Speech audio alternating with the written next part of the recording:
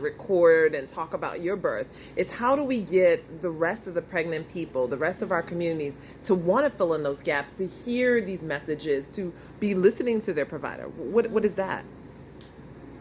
I think it's hearing stories, right? Because our tradition, especially as African American people, is oral, right?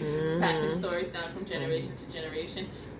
Being able to reconnect to our core, to our roots as women, connecting as women, because then you're able to support each other by your own experience, but also the idea that if you want to achieve something, I'm willing to help you achieve it in whatever way I can, right? If you put your big dream out there, people will help you to create it, but you have to be willing to put it out there.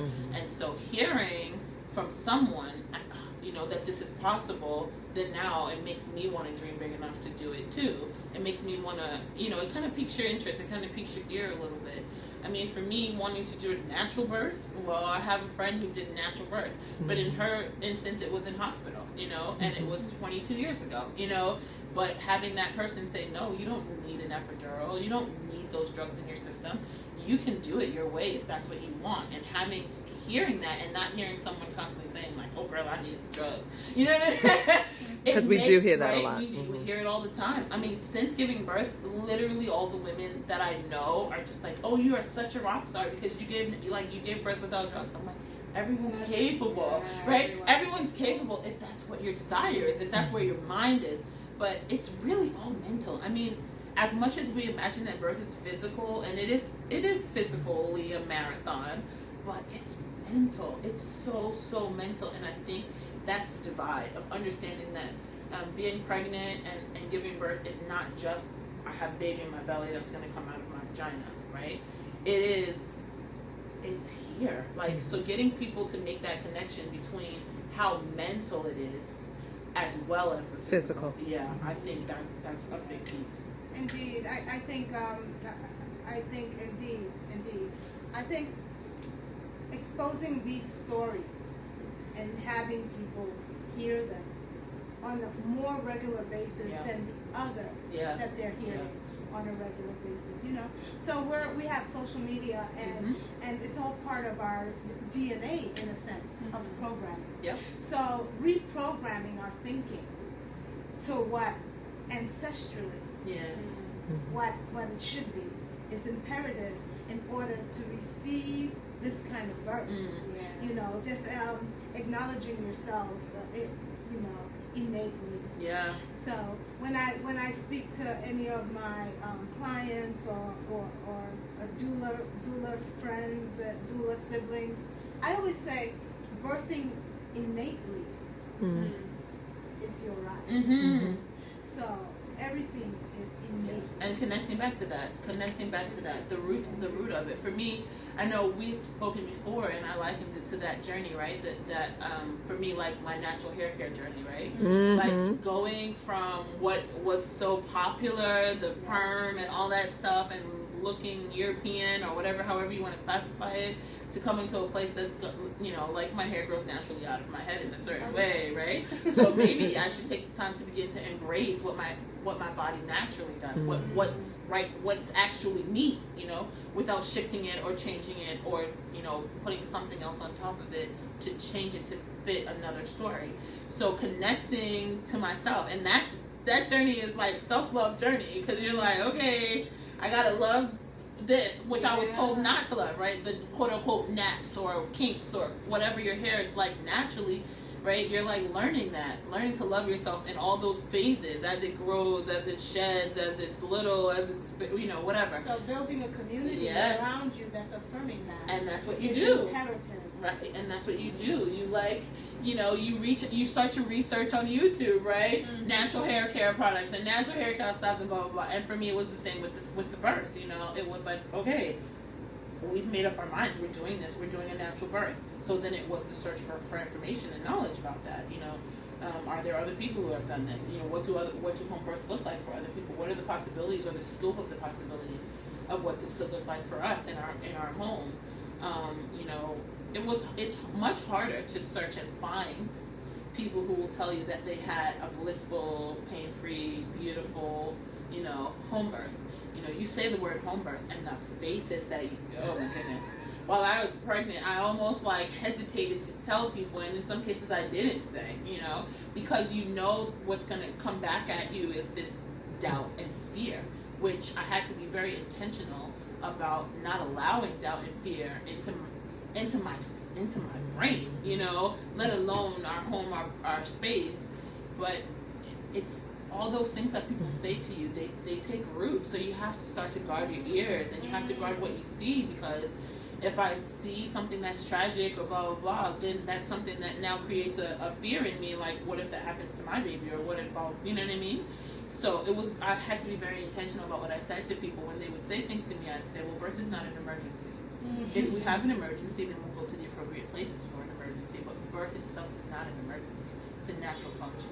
And they'd say, oh, well, what about this, or what about that? And I'd say, well, I'm confident in my provider that she'll be able to handle it. She's trained.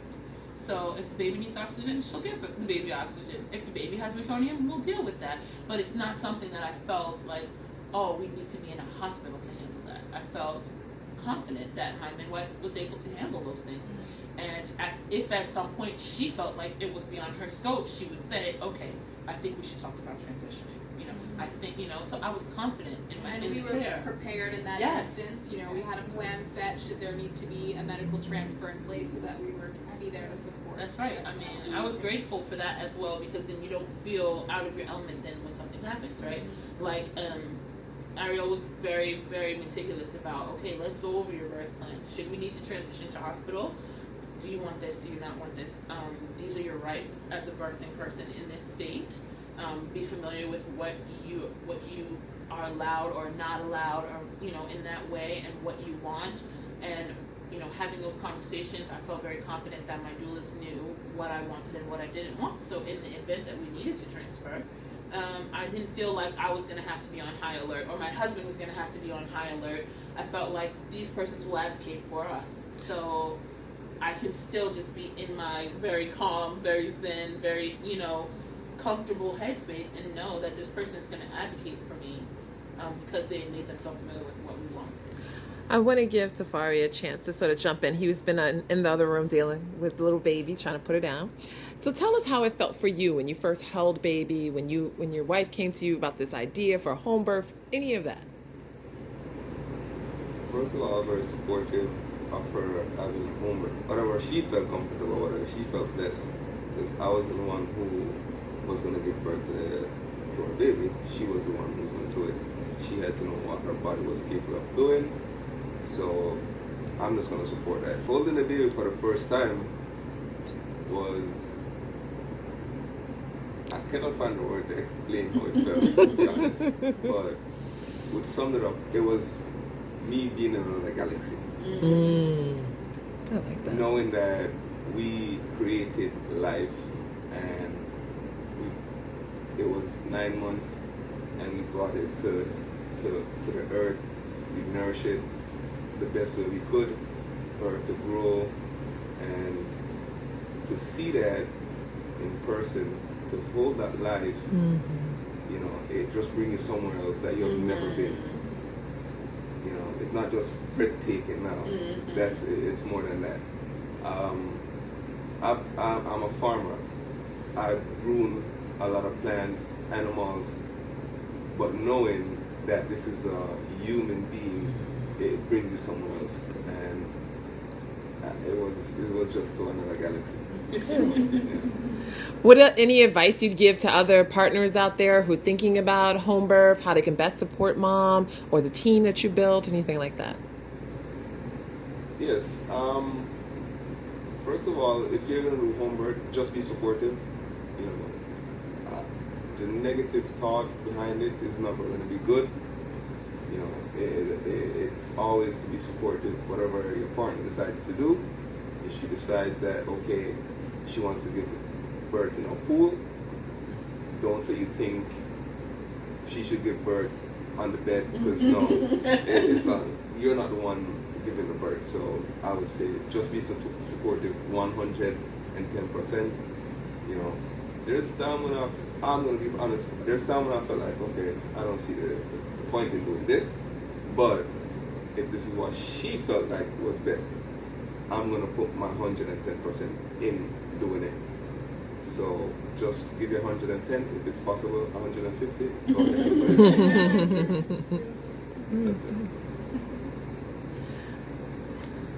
That's it. It was awesome to be in your birthing team. I have to say, it was awesome watching your husband hold the baby for the first time. I kind of caught him with his shirt off and holding the baby. But it was a wonderful experience as a doula for myself. And even watching the professionalism of Tanisha and how she just came in and just kind like of a rocket. She came in and just started executing. She opened up her bag. She said, "Chantal, just lay down." And we went in. It was lovely to watch the whole team fall in line and fall into place that way. In reference to you delivering this beautiful baby girl, you did an absolutely lovely job. Lovely job. It was lovely even listening to you, the way you spoke to everyone, even throughout your labor. Yes. It was a pleasure. With dignity and strength and determination, you knew that you could do this. Yeah, I did. And I mean, right, in part to what he just said, like, I felt 100% supported.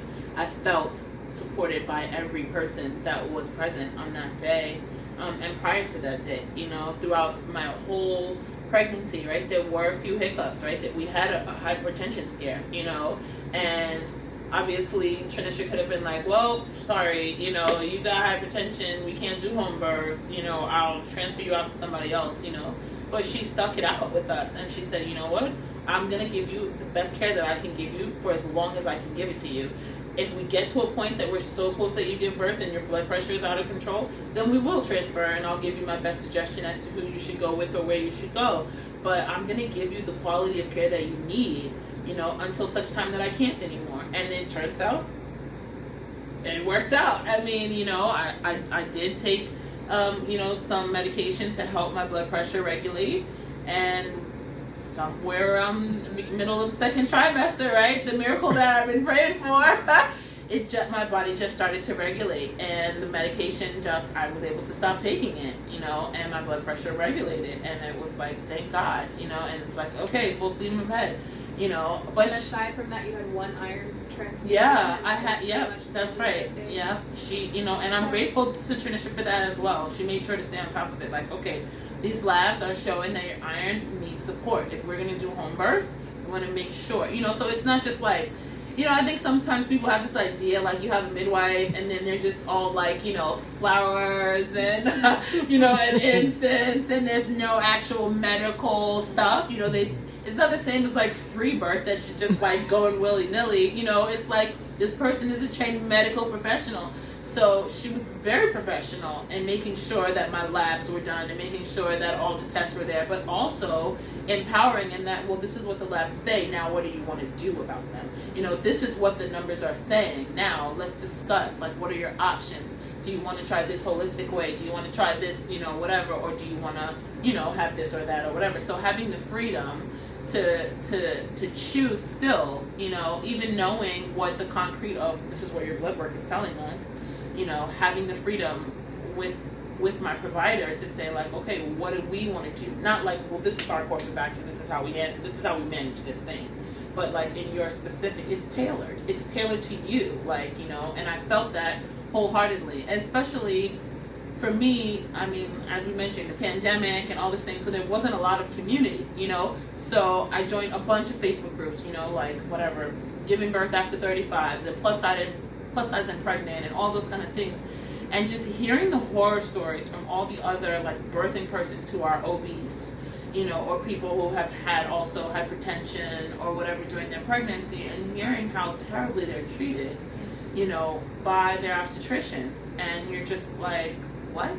People had said things that I was just like, my midwife, she doesn't talk to me that way. Or hearing persons say, especially when you're overweight, it's like you're just a number. So you walk into the office and they want you on the scale and they want to know how much you've gained and how much you blah, blah, blah, and it becomes a stressor in your pregnancy. So many women were like, I dread going to my visits because I know they're going to make me get on the scale. I know they're going to yell at me about how much weight I gained, that kind of a thing. And it was super important for me to find providers and support that didn't see me as just a number on a scale, tradition never made me weigh myself. I was never weighed. You know, the conversation about how much do you weigh, it never happened. It was, are you eating well? Are you feeling well? You know, are you making sure that you're getting your vitamins? Are you making sure that you're getting enough green leafy vegetables? Like, are you feeling like you're having headaches? It wasn't about, well, your blood pressure number says this. You know, it was about me as an individual. And every person deserves that kind of care. I could literally cry. Like, every person deserves that kind of support when they're going through that transition, especially bringing another life into the world. Oh. And we have to figure out how to get that type of support to every woman, because there's not even the heavy women, even the thin women. I've heard this story, the ones with eating disorders. Every visit, people like, get them on a scale. Yes. But you know she got an eating disorder. You going, what are you doing? That's a trigger. And I've said that to people. I said, you know that you can refuse to be weighed at any visit. You can refuse to be weighed. And it's like a light bulb comes on, and it's like, it's always your body, your choice. Always. Yeah, right? In any space. It's even when you're pregnant.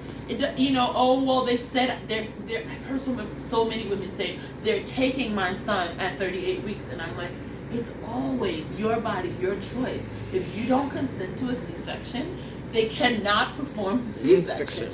It's always your body, your choice. And I don't feel like women feel empowered in birth that way.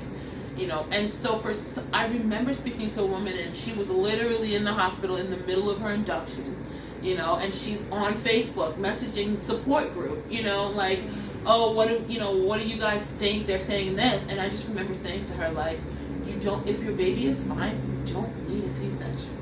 You know, you have to trust your body. And sure enough, after the fact, she's like, no, you know, I told them I needed more time to progress. And sure enough, she was able to vaginally birth her baby. You know, I'm like, we don't feel empowered. We're given this impression that what they say is the end all be all. And I think that goes back around to what you two touched on already in terms of the story that we've been told and the stories that we're telling ourselves. And I think that's the really powerful piece in terms of spreading this outward, yes. Right? It's just continuing to change the narrative, yes. And to speak on this particular, yes. Kind of narrative. And I guess that's where I key in also as an artist, and just that those stories are so important, yes. And the way that we speak about these moments in our lives are so important. Absolutely. I mean, I definitely know that there are persons who have given birth and it's been very traumatic for them, and there's no space for them to heal from that trauma, and then you get pregnant again, and then how can you go through that next pregnancy when you haven't healed from the last one? And you're probably going to be re-victimized by the same people, yes. That victimized you the yes. first time. Yes. I mean, I have a very close friend. I mean, her first pregnancy, she was pregnant with twins, so they forced her to have a C-section. And then her next pregnancy, you know, they told her, like, her body wasn't progressing, which to me just is, like, not in the time frame that you want my body to progress. But, you know, no woman has been in labor for 10 years. Like, the body progresses, the baby comes out, you know. So in those spaces, it's really hard. And not even realizing that you've been in a traumatic experience, because it becomes so commonplace. Yeah. The trauma becomes so common that it doesn't even register as trauma anymore, until now she was pregnant with her now fourth child, but third pregnancy. And I said to her, I'm like, you can have a vaginal birth. And she was like, what? That's not possible. I'm like, well, if you do your research, right? The recommendation is for VBAC. No matter how many C-sections you've had at the moment, you've had 2 C-sections. You have the right to say to your provider, I want a VBAC, you know? And they discouraged her, and they discouraged her, and they discouraged her. But because, you know, myself and her husband and her other friends were like, no, if you feel like you want to do this, you can do this. They made her sign a waiver. I never heard of that before. For me to give birth out of my own vagina, I have to sign a waiver. Also, just kind of put more fear, and because they don't want to be responsible. But she gave vaginal birth to her son without any complications. But it took the encouragement of community for her to be willing to go against what her OB was telling her from the very first positive, that she needed to have a C-section. You know, she's literally in labor, her body's fully progressed, and they're still asking her, is she sure that she wants to give birth vaginally? And that mental block can definitely stop a labor. Yes. That mental block. Yes. So, you doing this right now, Janisha, just videotaping this conversation, so that this can go forward, is imperative for this conversation to continue, because there's a lot of generational changes that need to happen, because it's not only amongst the hospital atmosphere. It's within our community. It's within ourselves. It's self-development, because you have generations of believing a certain thing through their generation and their experience, and trickling it down. And so just breaking generational curses as well is imperative in having these kinds of conversations so that we can move forward. It's true. And the joys in the healing, you know, and the having that person have that spark of awareness that that's possible for them. It's true, because then she encouraged her friend, like, no, girl, push. And she texts me like, no, you know, they wanted my friend, blah, blah, blah. She's like, girl, she pushed just like we did, you know, and it becomes an empowering thing that it's like, now you're in a whole nother space. I mean, this is her 4th child, and she said to me, like, I've never experienced motherhood until this birth. Being able to vaginally give birth to her son. Now she's able to breastfeed. She was never able to breastfeed her other children, right? Because they don't tell you about the complications when you have a C-section, to, you know, postpartum depression and not being able to breastfeed and not being able to bond and all those things. They don't mention that when they tell you, oh, it'll be much easier if we just cut your baby out of your stomach, you know? And she's like, I've had now 4 children, and this son, I'm able to nurse him. I'm able to have that bond with him. You know, she's like, he sleeps better than all my other babies. Like, he's doing things my other babies never did, you know? And it's like, yeah, because the symbiosis of your baby with your body, the whole, I mean, all the chemicals and the hormones that release and are transferred to you and your baby, all those things, it makes a difference in how you mother then. And they don't tell us that part. Not that it's impossible if you have a C-section, you know, but you have to heal from that trauma to be able to then reconnect with your baby and all those things.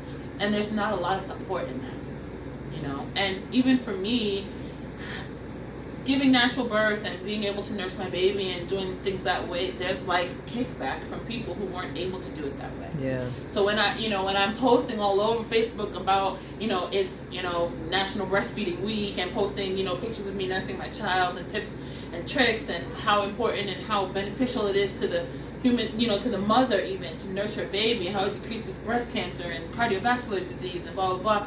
You know, it's this pushback from people like, well, my baby's fine and I gave my baby formula, you know, and it's like, I hear you, but what I hear is your trauma because you weren't able to do something, you know. It's true. It's true. So it extends. Tafari, did you want to tell us anything else about this experience? Anything else? The whole experience, I appreciate my mom more. That's an important one. It makes me appreciate my mom more. A lot more too. Like, I love my mom, but just knowing what she went through brought us to this world, and know I have the experience of doing it, you know, it makes me appreciate her more. And not just her, but women in general. You know, mothers, or it's not even just mothers, but women, to see what they've been through, what they've done with their body, to, you know, like,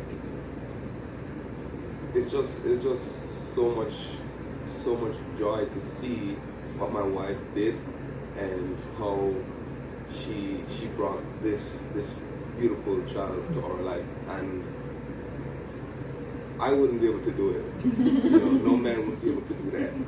Like, growing up, I can tell you that my mom did everything, you know, but after we got pregnant and all that, I realized how much she did, and as I said, appreciated it so much more, you know. So that's one thing definitely that I appreciate women more coming out of this experience. That's awesome. That's awesome. It's lovely when we have the father figures right there from the beginning. They have a clear vision as to what it is the women are going through, and then expand more. So that's brilliant. That's brilliant that you've come to that space. That's lovely. I mean, and he was like an amazing birth partner. Like, I'm sure, you know, maybe not every woman has the experience, you know, of having such a great birth partner, you know, but like literally partner in the true sense of the term, you know. It wasn't just like me reading all the stuff, you know, or whatever, you know, I'd send it to him and he'd look it over, or we would spend our Saturday mornings like online, you know, doing our hypnobirthing class together. And, you know, even when I thought he wasn't paying attention, he was, you know, doing the visualizations with me and just remembering the things that I needed. And I mean, literally, you know, down to like blowing up my birth ball with his own two lips, like, you know, like just making sure that whatever, like he said, you know, maybe he didn't feel like it was so necessary, you know, or whatever to have this one particular thing or that one particular thing, but it never stopped him from making sure that I had it, you know.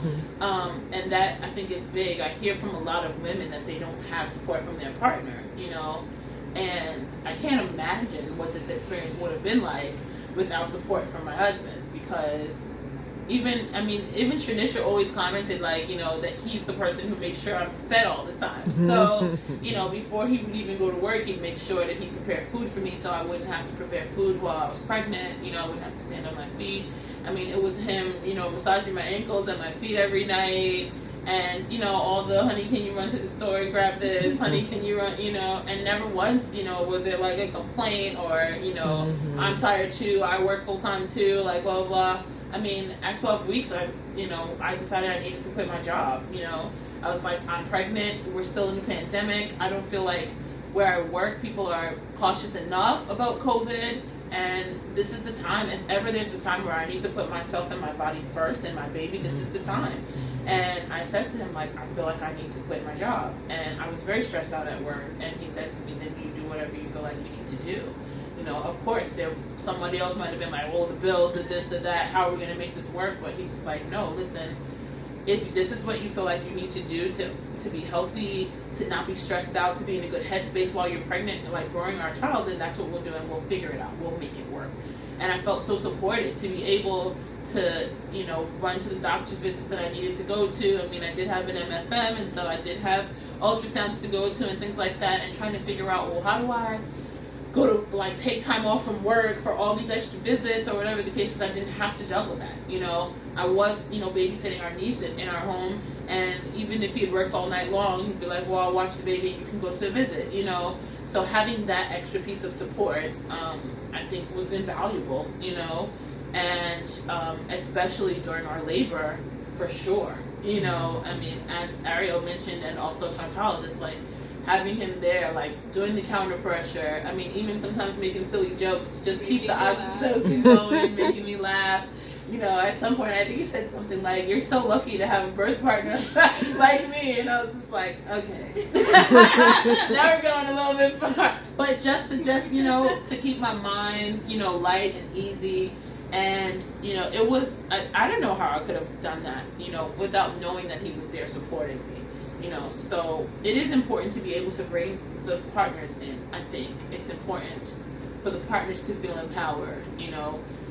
It was important that I constantly tell him, like, I need you the same way I need, you know, Tranisha, or, you know, I need you too, you know.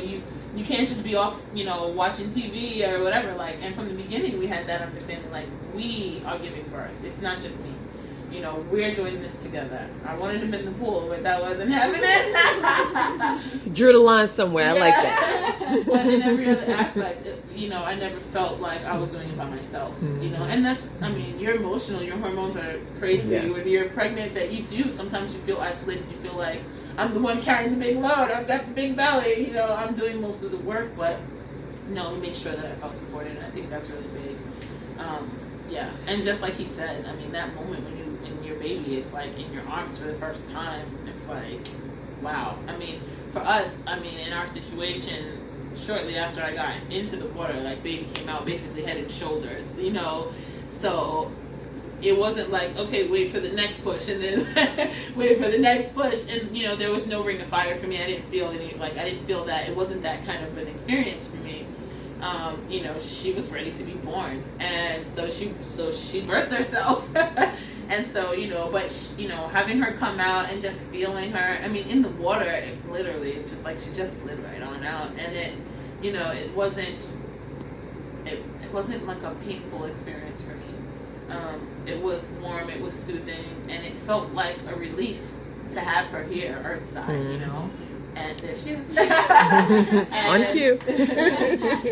And you know, in that moment, you feel like you're between dimensions. You know, like you're here on the earth and you feel everything, but you're also realizing that, like, you know, I realized that I was like a portal. You know, I was, you know, allowing this soul to be birthed into the world, and it was monumentous and life changing for me.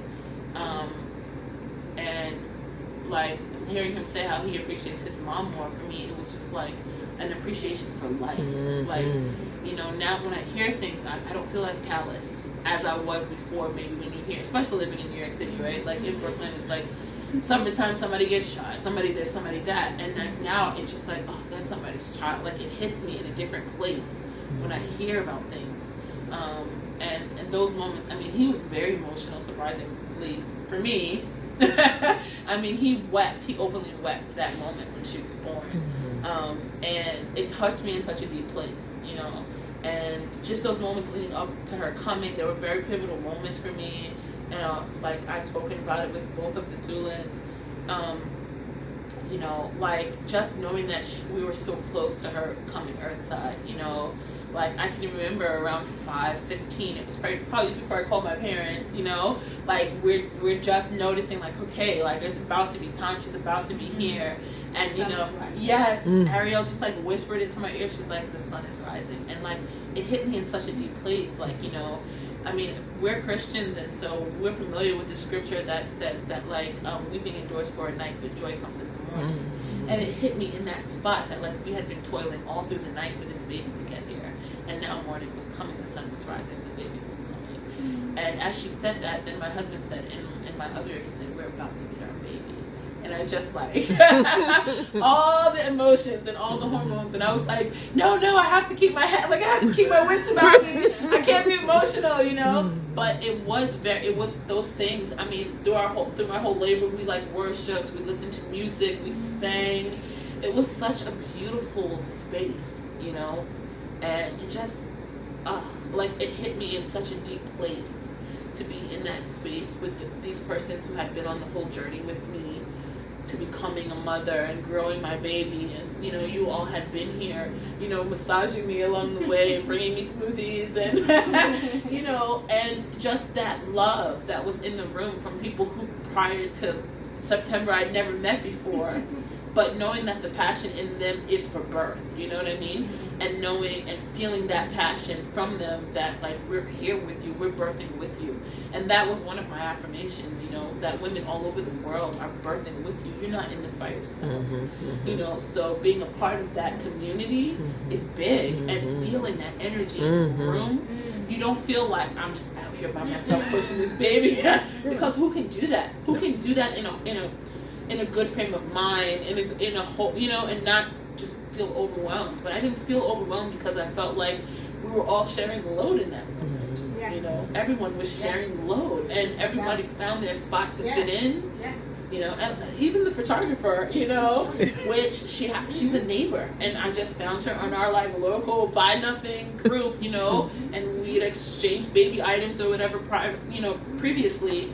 And it just came up that she was a photographer, and it was something like, you know, I've always wanted to be a birth photographer. I've always wanted to be able to enter that space. And a relatively new mom. Yes, a relatively new mom, and she also had a natural childbirth, but in hospital. And so her being here was also life-changing for her in that she was like, there's something else that's possible. I remember when she left, she said, I'm going to go now, but I'm in such a high. But I'm in a complete high right now. I'm going to go, okay? She almost asked permission. Yes, right? To leave the space. Because the space was so sacred. Yes, sacred. It was so sacred and full. Yes, and it was full of mothering energy. It was full of love. You know, it was full of support, and just that, you know, everyone fitted. I mean, yes, she was taking pictures, but in between she was, like, hugging me, you know, and she was just like, oh, I mean, she was singing to the music and swaying her hips with us, you know. I mean, it was just she that. was definitely in the groove. Yes. And not in the groove. Yes. But she was was definitely like, you know, and those are the things, you know, having that experience of her even like, you know, she gave birth, and so she understood, you know, she's like, I've been where you've been, I've experienced what you're experiencing, and I'm supporting you, you know, I'm not just here standing on your bed taking pictures, you know, I'm supporting you, you know, and very respectful of the space, and very respectful of the boundaries, and respectful, you know, of everything. And yeah, I mean, in that environment, like, who couldn't? Like, you know, who couldn't give birth in such a peaceful way? For me, my daughter was born into love. She was born into support, and she was born into, like, in the most peaceful way that any baby could be born, and who wouldn't want that transition? She hardly cried when she was born. You know, Tranisha was like, I want to hear more noise. I want to hear more noise. But in my mind, I just knew, you know, like, she was going to be born into peace, and she was going to be a peaceful girl, and she really is. And you know, she latched right away. Yeah, that was another good thing. Yeah, and like you said, we sat there in the pool. And enjoying that moment. There was no rush. And the silence of it. Yes. And the silence of it. Yes. And enjoying that moment. Yes. And grandparents had just timed that out just right. They kind of arrived right after. Yeah. And then you was like, oh, okay, by the way, we're about to have a placenta. It felt like such a relief to birth the placenta. It's such a weird feeling, right? Because obviously I've never done it before. But I mean, this in the same way that it felt like a relief when the baby came out, and she was just resting there, and just like, you know, having eye contact and having those moments of connecting. And then, you know, it had been a worry for me, like, okay, am I gonna have issues with the placenta, right? Like, I had issues with the anemia, and so many things, and just thinking like, okay, what is this gonna look like? You know, I've heard it can take up to an hour and a half for somebody. You know, I don't want to have this beautiful natural home birth and then have to be transferred to the hospital because my placenta will come away. You know, and I was like, gosh, I've heard stories where the midwives have to stick their whole hand in to like separate, and I'm like, I just want all of it to be peaceful, you know.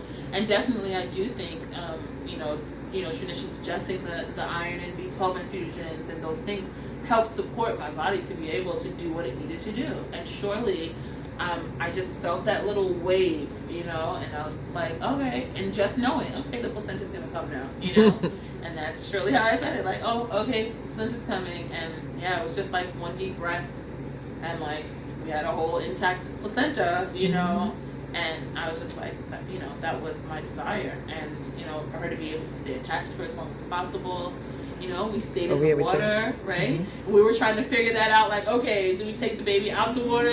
How do we get mom and baby? And I was just like, no, we can let more of the water out, and we can just hang out here for a little while. It was definitely choreographed by your necessities and your wants and needs, and us following that lead. Yeah. It was well choreographed. I told Ariel that as well. I was like, Ariel, well choreographed. Well, I'm an event planner, so. Any closing thoughts of anything else you want to share before that we should tell anybody, or anything else that comes up? Any final words? I have a question. Yeah, got a question. Good. Is there any advice you would give to someone who is going through this experience with their partner, just how to make their partner feel like, I guess, like, further, like, encouraged, because it sounds like your partner innately has that level of care, and maybe for someone who may be dealing with someone who, like, because I know sometimes men may get like cold feet because of pregnancy, or just not know where they fit in or something. Yes. Yeah, I think that's a very good question. I think part of it goes back to what we were saying before about kind of information being available. I think, and my fear at the beginning when I got pregnant was that obviously as the birthing person, you're growing this baby inside you and you're connecting the whole time. But a lot of times I hear from the dads or the partners that it's harder for them to connect because they're not going through the whole process. Especially with COVID, he wasn't allowed to attend any of our ultrasounds. Like, in that way, they feel a little bit detached. So I was very, very intentional about making sure that he felt connected throughout the pregnancy. So I would encourage him to talk to the baby in my belly. every chance we got, you know, and be like, oh no, you know, come sit, talk to your baby, you know. Whereas, you know, you might just go through your whole day and not even think about it, you know, and I'd be like, you haven't spoken to the baby today. Like, you spoke to me, but you didn't speak to the baby, you know. So encouraging them to connect with your belly, definitely massage. Like, when we hit 20 weeks, the midway, we went for couples massage. And so I think that was another thing that helped us to connect. And information, you know, me being able to tell him, like, oh, the baby's this big today, and I would send him pictures, you know, not just sonogram pictures, but like, this is an estimate of what an 8-week baby looks like, you know, that kind of thing, and just keeping him abreast of it in that way. And then also just making him know, like, what my body was doing, so that way he could know how to support. Sometimes they want to know, they want to help, but they don't know how to help, you know. So I would say to him, like, you know, it would be really helpful to me if maybe you would, you know, whatever, you know, it'd be really helpful to me if maybe you would massage my feet because they're a bit swollen. It would be really helpful to me if you would, you know, grab me some water because I'm a little dehydrated, and that's not good for the baby, or whatever that. So just being like a gentle nudge in directions. I mean, of course, there were times I was totally frustrated with him, you know. It just happens. I mean, and then you're hormonal, so sometimes you're a little bit short, sometimes you're a little bit snappy, you know, sometimes you just don't have the patience, you know, everything feels big, you know. And letting him know that, like, listen, because I'm pregnant, there's a lot of hormones running through my body, and so that means that sometimes I can't manage to do the things I used to be able to do. Sometimes that means I can't remember what you said to me 2 seconds ago, like, so just keeping him aware, like, of what that looks like. I think it made him feel empowered to know, you know, and not just feel like she hates me because she's pregnant, like, you know, which I've heard from so many partners, you know, they're like, just sleep on the couch, dude, because, you know, whatever. It was like, no, I wanted him, and, you know, I would be like, I need a hug, you know, I need to cuddle right now. That's what I need you to do, you know, and I think having that direction was really helpful to him. And maybe that would help some partners too. Some partners, I think, maybe sending them an article, you know, or sending them a video. I sent him lots of YouTube videos, you know, that were geared towards partners, you know, how you could be supportive or helpful. And they also need a sense of community, I think, because he's also becoming a brand new parent. And, you know, the focus, of course, is on me because I've got this big old belly. So, but, you know, also needing the focus to be on him and, you know, saying our pregnancy and not my pregnancy and our baby and our, you know, and I think just making them feel included was probably very, very helpful to them.